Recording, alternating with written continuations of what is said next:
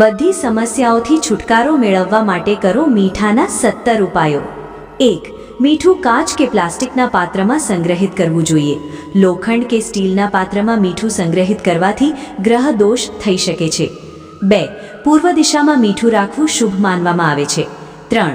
સમયાંતરે મીઠું બદલવું જોઈએ અને જૂનું મીઠું પાણીમાં ધોઈ નાખવું જોઈએ। 4.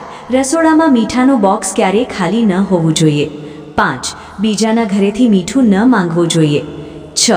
આર્થિક લાભ માટે 1.5 કિલોગ્રામ સિંધવ મીઠું લાલ કપડામાં બાંધીને રસોડામાં રાખવું જોઈએ। 7. લાલ કપડામાં સિંધવ મીઠાના ગઠ્ઠા બાંધો અને ખરાબ નજરથી બચવા માટે તેને તમારા ઘરના મુખ્ય પ્રવેશ દ્વાર પર લટકાવી દો।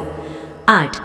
આંબલી અને મીઠું એકબીજાની નજીક રાખવાથી તમારા રસોડામાં નકારાત્મક ઉર્જા સ્થાયી થતી નથી। 9.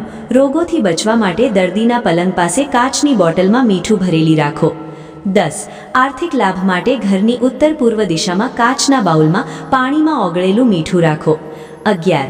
ઘરમાં સુખ અને સમૃદ્ધિ માટે મીઠાની બોટલમાં લવિંગ રાખો। 12. આળસ દૂર કરવા માટે સ્નાન કરતી વખતે પાણીમાં એક ચપટી મીઠું નાખો। 13. તમારા ઘરમાંથી દુષ્ટ આત્માઓને દૂર રાખવા માટે અઠવાડિયામાં 2 વાર મીઠાના પાણીથી ફ્લોર સાફ કરો। 14. મનમાંથી બેચેની દૂર કરવા માટે તમારા એક હાથની મુઠ્ઠીમાં મીઠું લો અને તેને 7 વાર પોતાના પર ઘસો અને તેને વોશ બેસિનમાં રેડો। 15. ઘરમાં ઝઘડા અને ઝઘડાઓનો અંત લાવવા માટે દરરોજ સિંધવ મીઠું મિશ્રિત પાણીથી ફ્લોર સાફ કરો। 16. તમારા પાકેટમાં મીઠું રાખવું પણ શુભ માનવામાં આવે છે। તે નાણાકીય સમસ્યાઓ ઉકેલવામાં મદદ કરે છે। 17.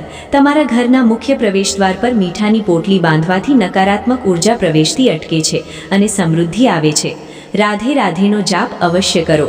મિત્રો, આશા કરું છું કે આપને મારું આ વિડીયો ગમ્યું હશે। જો આ વિડીયો પસંદ આવ્યો હોય તો કૃપા કરીને વિડીયોને એક લાઇક કરી ચેનલને સબસ્ક્રાઇબ જરૂરથી કરી લેજો અને તમારા મિત્રોને પણ શેર કરો જેથી તેઓને પણ તેનો લાભ મળે। આ રીતે મારી સાથે જોડાયેલા રહો અને તમારા સાથ સહકાર માટે આપનો હૃદયથી ધન્યવાદ। જય શ્રી કૃષ્ણ મિત્રો।